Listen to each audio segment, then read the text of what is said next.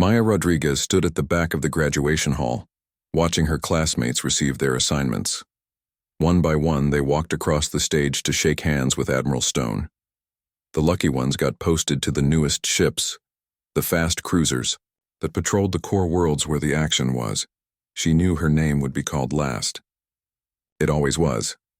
"Phillips, Jake," the announcer called out. Jake strutted forward in his crisp uniform, his father's medals gleaming on his chest. The admiral smiled and handed him orders to the USS Atlas, the newest ship in the fleet. Jake's friends cheered from the audience. Maya's stomach twisted. She had scored higher than Jake on every tactical exam, but it did not matter. His father was a senator. His grandfather had been an admiral. Maya's father fixed air conditioning units in Albuquerque. "Rodriguez, Maya," came the call finally. She walked forward, feeling every eye in the room on her. The whispers followed, her steps. "There goes the scholarship girl. The one who does not belong here." Admiral Stone barely looked at her as he handed over the sealed orders. No smile, no congratulations. Just a quick handshake before he moved on to the closing speech.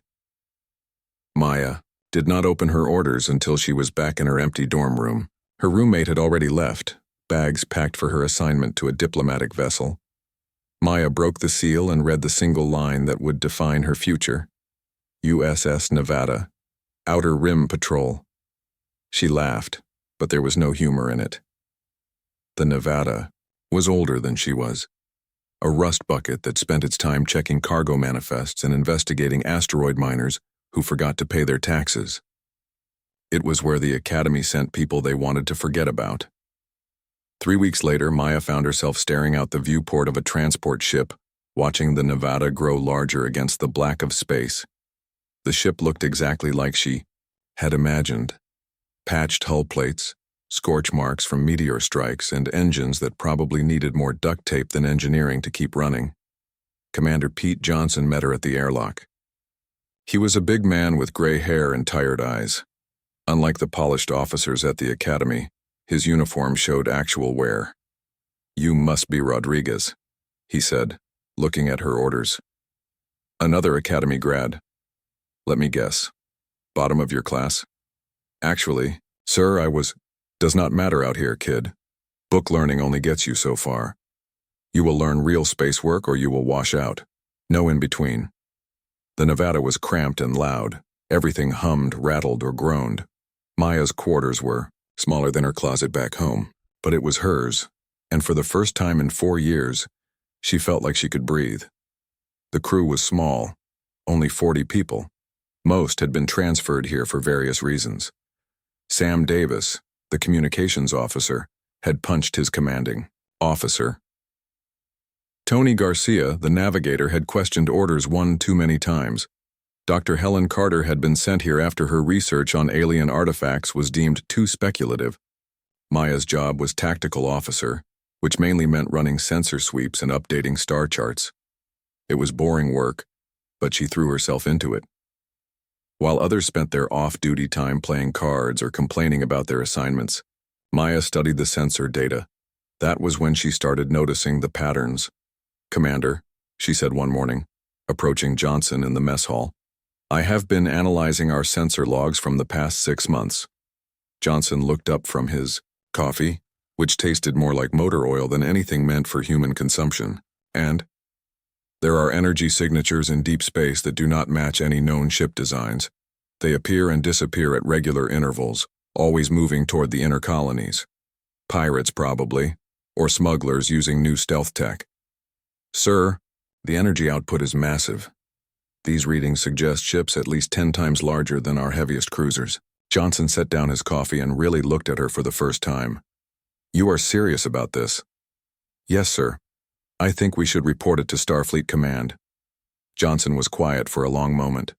Then he shook his head. "Kid, let me give you some advice. Nobody at Command wants to hear theories from a patrol ship in the Outer Rim, especially not from an Academy grad they stuck out here in the first place." But Maya could not let it go.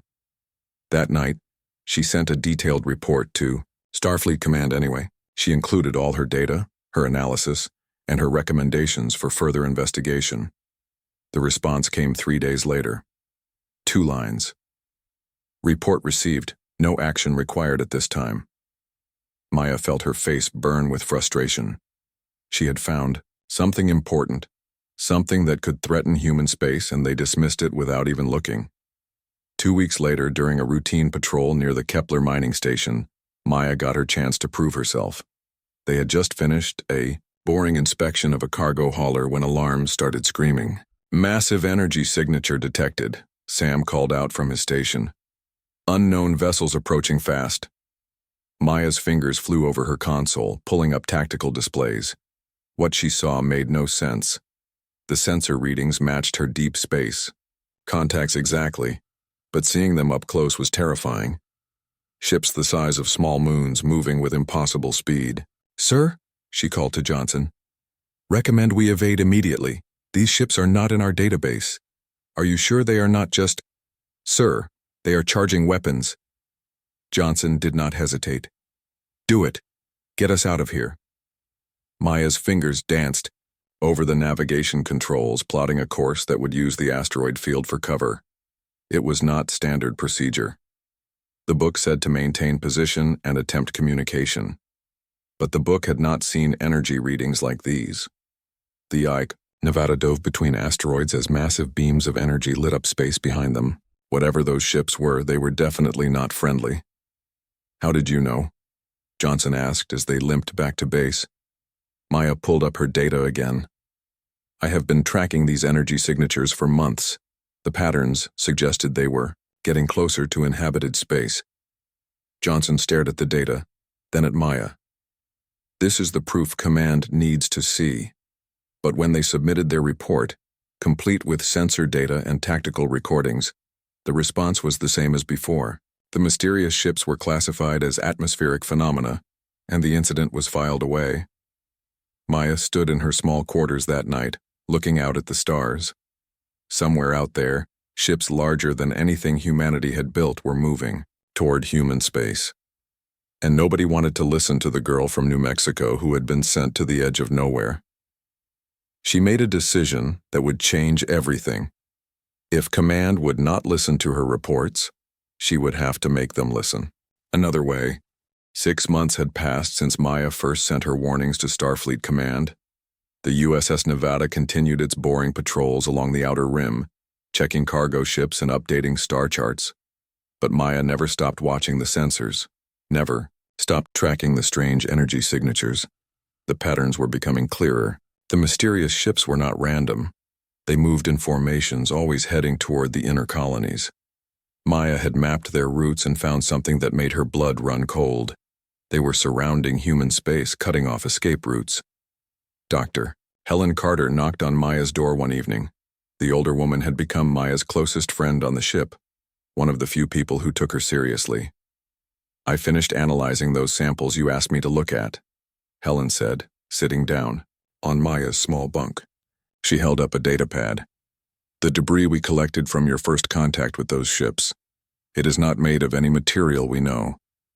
Maya leaned forward. "What do you mean?" "The atomic structure is completely alien. It absorbs energy instead of reflecting it. That is why they do not show up on normal sensors until they are very close." Helen paused, her face worried. "Maya, this technology is thousands of years ahead of ours, so they are definitely not human ships. Not just non-human. Something else entirely. The energy patterns you have been tracking match xenobiological signatures I have seen in deep space research. These things might not even be machines in the way we understand them." Maya felt her heart racing. Living ships? Maybe. Or something between machine and biology. Either way, they are getting closer to human colonies. Your tracking data shows they will reach the outer settlements in less than a year. That night, Maya wrote another report. This time she included Helen's analysis and her own tactical predictions. She sent it directly to Admiral Stone, marking it urgent. The response came faster this time. Maya was ordered to report to the communication room immediately. Admiral Stone's face appeared on the screen, his expression cold. "Lieutenant Rodriguez, I hear you have been making wild claims about alien invasions. Sir, the evidence clearly shows. The evidence shows energy readings that could be explained in many ways. Solar flares, unusual asteroid formations, experimental ships from other human colonies. Admiral, Dr. Carter has analyzed debris that proves these are alien technologies. Stone's eyes narrowed. Dr. Carter was sent to your ship because her research was considered unreliable. Her theories about ancient aliens and living machines were rejected by every scientific council. Maya felt her temper rising but forced herself to stay calm. Sir, respectfully, the data speaks for itself. These entities are positioning themselves to attack human space. Entities? Stone laughed, but it was not a pleasant sound. Lieutenant, you are creating panic over nothing. I am ordering you to stop these investigations immediately. Focus on your assigned duties. But sir, that is an order, Lieutenant. And if I hear you have been spreading these stories among the crew, you will find yourself facing court-martial. The screen went dark. Maya stood there, shaking with frustration. How could they be so blind? Commander Johnson had been listening. From the doorway, he stepped into the room after the Admiral signed off. Maya, you need to be careful. Stone has connections all through the fleet. Cross him, and your career is over. My career is already over, Commander. They stuck me on this ship to get rid of me. Johnson was quiet for a moment. Maybe. But that does not mean you are wrong. He handed her a data chip. That is everything our sensors have recorded in the past year. Keep studying it. But keep quiet about it too. Maya took the chip, surprised. Sir? I have been in space for 30 years, kid. I know the difference between solar flares and something else. Those ships you tracked? I saw something like them once before, 20 years ago, near the edge of the galaxy. The ship I was on was ordered to forget about it, but I never did. That night, Maya worked through the data again. She found new patterns, tracking methods the aliens used to stay hidden. They were smart, careful, planning something big. 2 weeks later, everything changed. The Nevada was investigating reports of pirates near the asteroid mining colony of New Dakota when their sensors picked up multiple energy signatures approaching fast. Sir, Maya called out, her voice tight. We have contacts, same energy patterns as before, but much stronger. How many? Johnson asked, moving to his command chair. Maya's fingers flew over her controls. At least 50 ships, Commander. Maybe more. Through the main view screen, space suddenly filled with light. Massive shapes emerged from behind asteroids. Ships so large they blocked out stars. They moved with unnatural grace, their surfaces rippling like water. Dear God, someone whispered. Maya watched her sensors as the alien ships surrounded the mining colony. Energy beams reached out, not destroying the installations but doing something else. The colony's lights flickered and went out. They are not attacking, Maya realized. They are draining the power systems. For what? Before anyone could answer, smaller ships emerged from the giants. These moved toward the colony's surface, landing near the main settlements. Sir, we have to help those people, Sam said from communications. Johnson looked at Maya. Recommendations? Maya's mind raced. The alien ships were focused on the colony. The Nevada was small enough that they might not notice it. We use the asteroid field for cover. Get close enough to the colony to evacuate survivors. They will see us coming. Not if we shut down everything except life support and navigate manually through the asteroids. It worked before. Johnson nodded grimly. Do it. The Nevada went dark and began its silent approach. Maya guided them through the asteroid field using only passive sensors. As they got closer, they could see the aliens working. Huge machines were being set up around the colony, connecting to the power grid. They are stealing everything, Helen whispered. Energy, resources, even the atmosphere itself. Maya watched the alien ships work with terrifying efficiency. This was not random destruction. It was systematic harvesting. Commander, she said quietly, I think we are looking at what happened to all those missing colonies in the outer rim, the ones that just went silent. Johnson's face was grim. How many people are down there? About 5,000, Sam reported. And how many of those monster ships? Maya checked her readings. 67 confirmed. Probably more we cannot see. On the U, Nevada was just a patrol ship with light weapons and thin armor. Against this fleet, they would last maybe 10 seconds in a straight fight. But Maya was already thinking like the tactical officer she had trained to be. Not how to fight, but how. To win, sir, I have an idea. Maya's plan was simple and dangerous. The alien ships were busy harvesting the colony's resources. They moved in predictable patterns, focusing on the main settlements. If the Nevada could slip between them, they might reach the evacuation centers, on the far side of the colony. We go in dark and fast, Maya explained to the bridge crew. Use the planet's magnetic field to hide our engine signature. Land near the emergency shelters and get as many people as we can. Commander Johnson shook his head. Maya, our cargo hold can maybe fit 200 people. There are 5,000 down there. Then we make multiple trips. We would never make it past the second run. Those things will notice us. Maya looked at her tactical display again. Not if we create a distraction. She pulled up a map of the asteroid field surrounding the colony. These mining asteroids are full of volatile materials. If we detonate a few on the opposite side of the planet, it might draw some of the alien ships away. Sam Davis whistled low. That is crazy enough to work. Johnson considered for a moment. Do it. But if this goes wrong, we are all dead. Maya guided the Nevada through the asteroid field toward the mining platforms. The ship's hull groaned as they squeezed between massive rocks, staying just meters away from the alien vessels. Up close, the enemy ships were even more terrifying. Their surfaces moved like living tissue, pulsing with energy. They reached the first mining platform and Maya carefully placed charges on the volatile ore containers. The Nevada moved to 2 more platforms, setting up the same explosive surprises. Charges are set, Maya reported. Detonation in 60 seconds. The Nevada raced toward the colony planet, using the last minute to get into position. Behind them, the first explosion lit up space like a new star, then the second, then the third. The alien ships reacted immediately. Half of their fleet moved toward the explosions, investigating the disturbance, just as Maya had hoped. Now, Johnson ordered.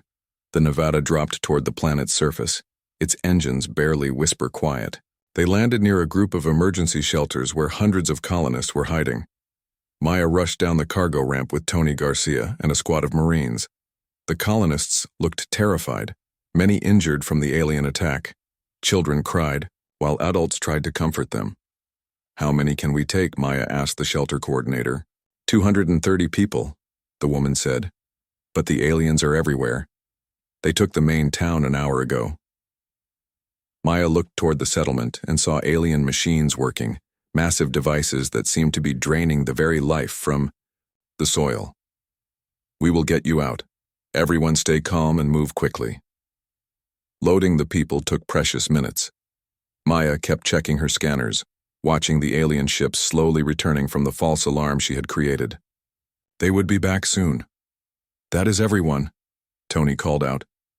No, the shelter coordinator said. There are more people trapped in the medical center. About 50 patients who could not be moved. Maya felt her heart sink. The medical center was in the middle of the settlement, surrounded by alien machines. Going there would be suicide. Maya, we have to go. Johnson's voice came through her comm. Those ships are coming back. She looked at the frightened faces of the colonists already on board, then at the distant medical center. Her tactical training said to leave. Save the people you can.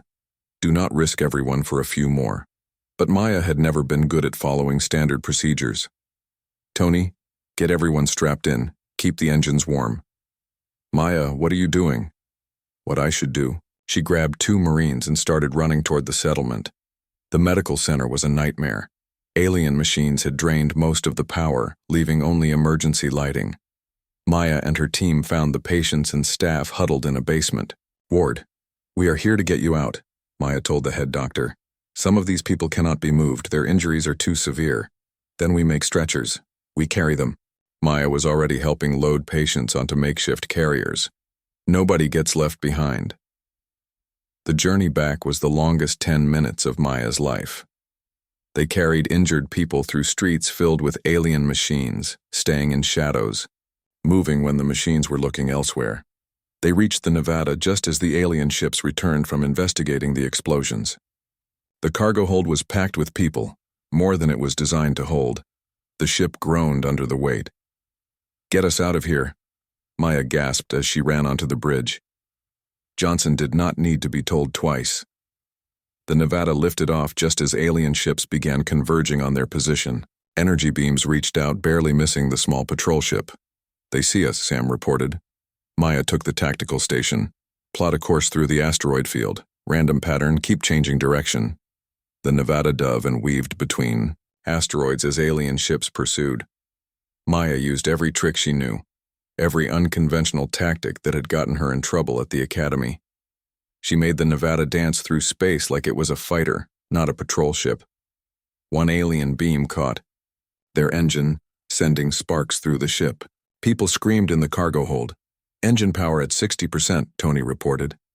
"We are not going to make it to the jump point," Johnson said. Maya stared at her display, thinking fast. Then she smiled grimly. "Who says we need to reach the jump point?" She plotted a course straight toward the largest alien ship, the one that looked like a moving mountain. "Maya, what are you doing?" "Emergency jump, right in front of their flagship." "That is insane. You cannot calculate a safe jump that close to a mass that large." "I can try." Maya's fingers flew over the controls, calculating angles and distances, while the ship shook under alien fire. At the last second, just as the Nevada was about to ram the alien flagship, she activated the jump engines. Space twisted around them, and suddenly they were in normal space, far from the alien fleet. Behind them, the enemy ship scrambled to follow, but it was too late. The Nevada limped toward the nearest Starfleet base, its cargo hold full of survivors who owed their lives to Maya's quick thinking. News of the rescue spread quickly through the fleet. For the first time, someone had successfully fought the mysterious aliens and saved lives.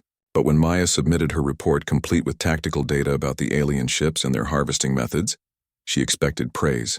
Instead, she got a court-martial. "Lieutenant Rodriguez," Admiral Stone said from behind his desk 3 days later. "You disobeyed direct orders by engaging unknown vessels. You endangered your ship and crew with reckless maneuvers." Maya stood at attention, saying nothing. "Furthermore, your unauthorized rescue mission violated standard procedure. You should have called for backup and waited for proper authorization." "Sir, there was no time.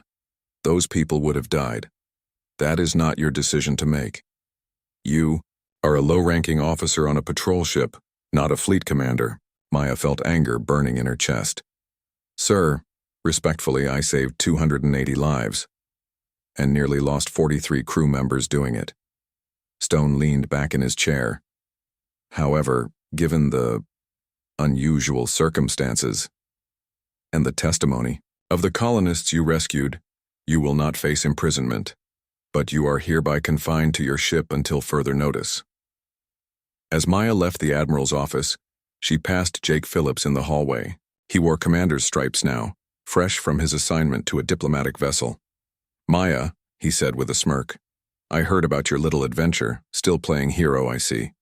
"Jake, you know, some of us think you staged the whole thing. Created fake sensor readings to make yourself look important." Maya stopped walking. "You think I created those alien ships? I think you are desperate for attention. Always have been." Jake's smile was cruel. "Face it, Rodriguez. You do not belong here. You never did." Maya stood there as Jake walked away, thinking about the alien ships she had seen, the harvesting machines, the terror in the colonists' eyes. Somewhere out there, more ships were moving toward human space, and people like Jake Phillips were the ones supposed to stop them. She had been trying to work within the system, follow the rules, make people listen. But the system was broken. The rules were written by people who had never seen real danger. It was time to try a different approach. 3 weeks after her court-martial, Maya received an unexpected visitor. She was in the Nevada's engine room helping Tony Garcia repair damaged systems, when Dr. Carter told her someone wanted to see her. Colonel Nick Adams stood in the cargo bay looking around the ship with knowing eyes. He was older than Admiral Stone, with silver hair and scars that spoke of real combat. Maya had heard of him, a legend who had fought in the border wars 20 years ago. "Lieutenant Rodriguez," he said, "I hear you have been making some important enemies." "Sir," Adams smiled, "relax. I am not here to arrest you. I am here because of your report about the alien ships. The real report, not the official one." Maya felt her heart race. "I do not know what you mean, sir." "The one where you describe their harvesting technology, their movement patterns, the fact that they are surrounding human space." Adams stepped closer. "Maya, I have been tracking these things for 2 years. You are the first person to get close enough to really study them. The Admiralty does not believe they exist. The Admiralty is full of politicians in uniforms. They care more about looking good than protecting people."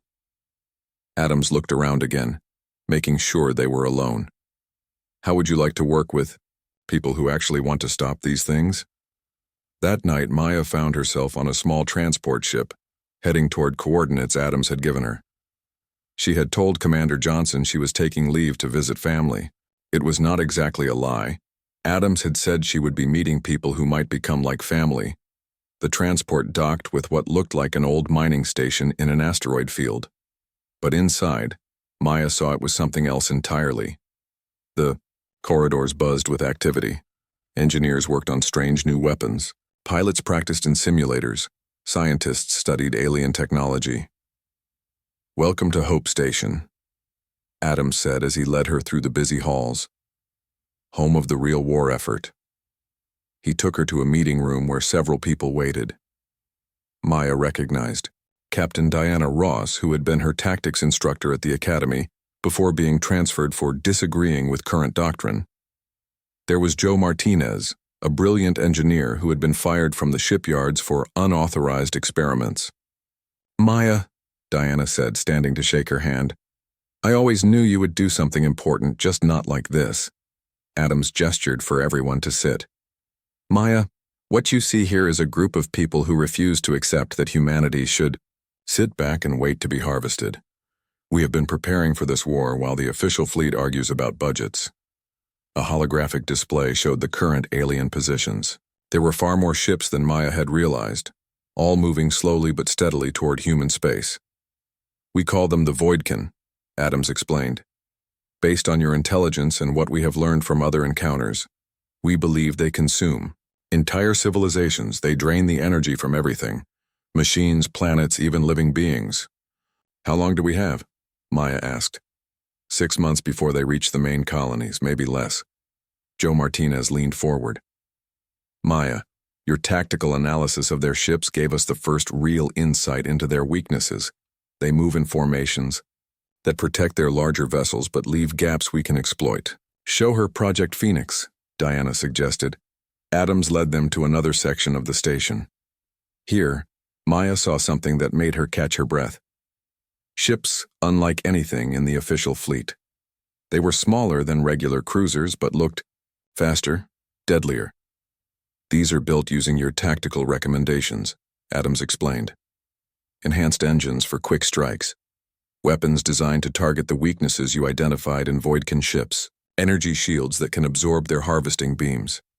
Maya walked around one of the ships amazed. "How did you build these without Starfleet knowing?" "Retired engineers, private shipyards, people who believe in preparing for the real war instead of the imaginary one the Admiralty wants to fight." Captain Ross joined her. "Maya, we need someone to command these ships. Someone who understands how the Voidkin operate.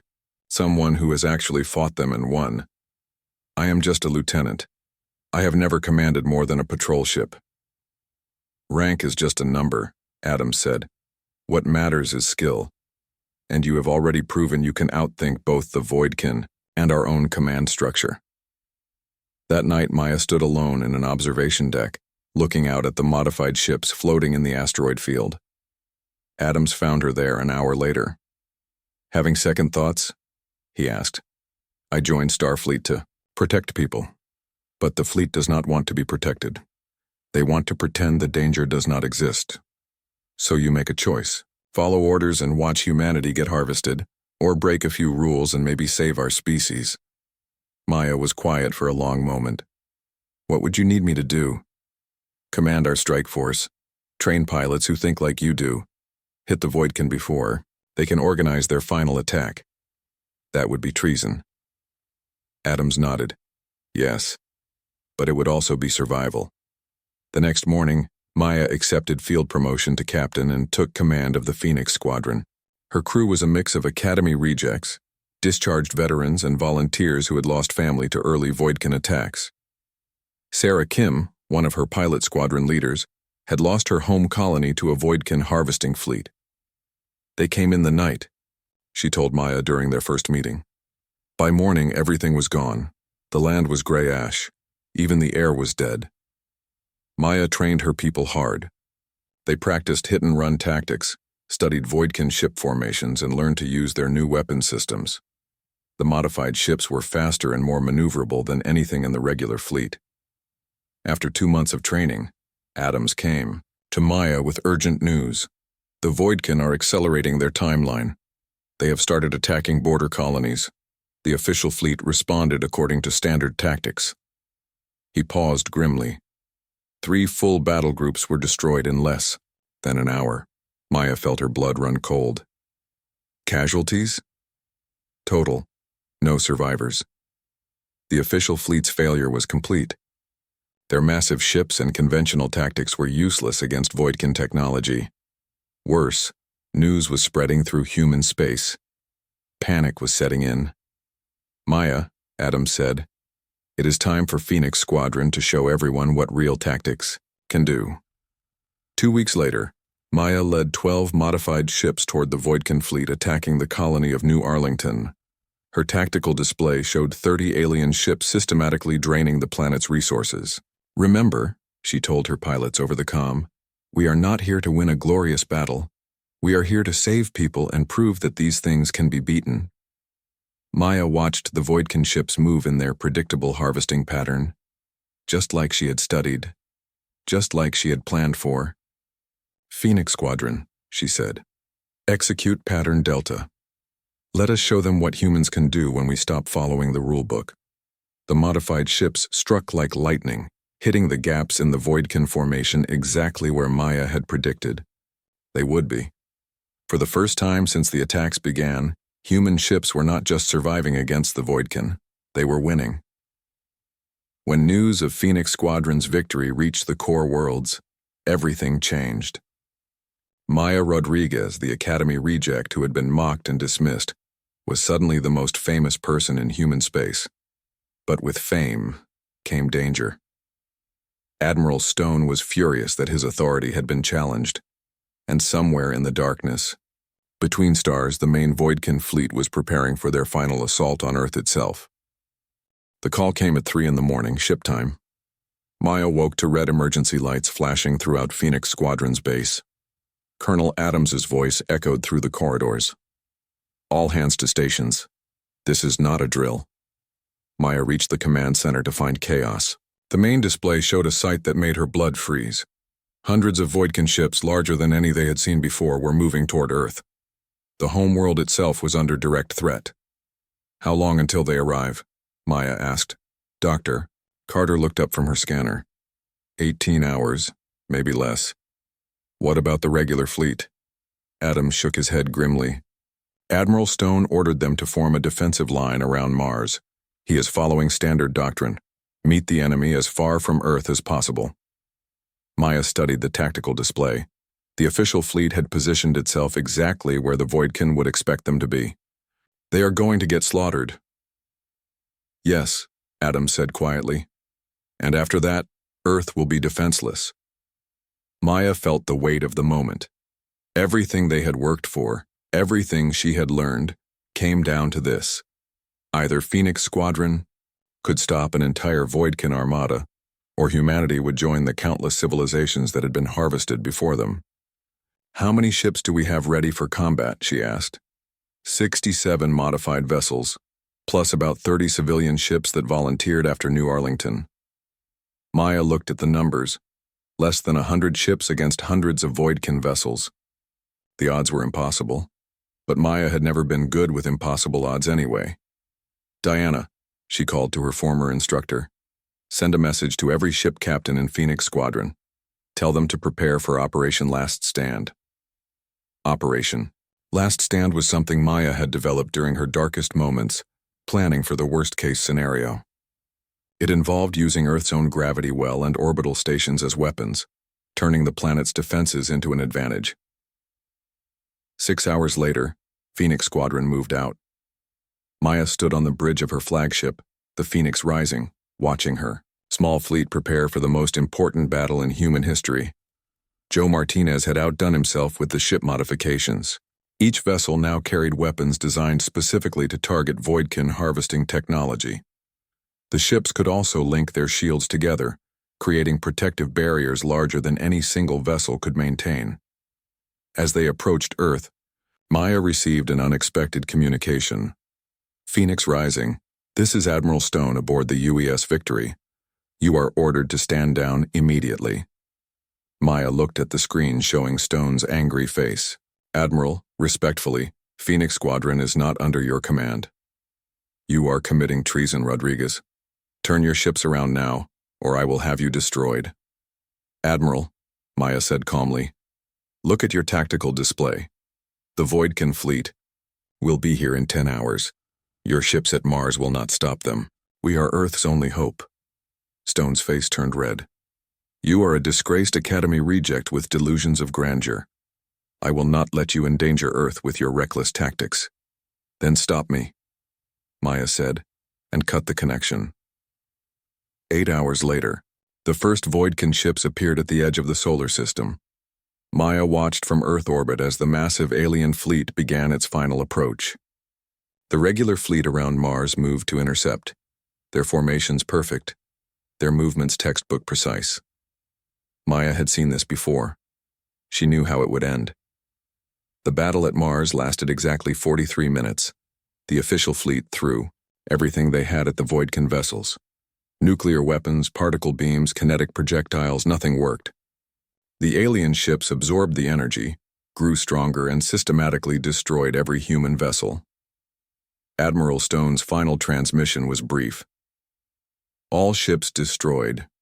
Earth Defense Command transferring to Colonel Adams and Phoenix Squadron. May God help us all." Maya stood silent for a moment, honoring the brave people who had died following the wrong tactics.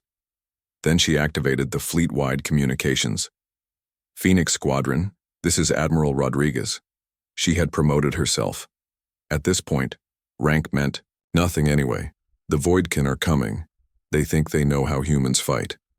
They have seen our standard tactics, our predictable formations, our conventional weapons, but they have not seen what we can do when we stop following the rules."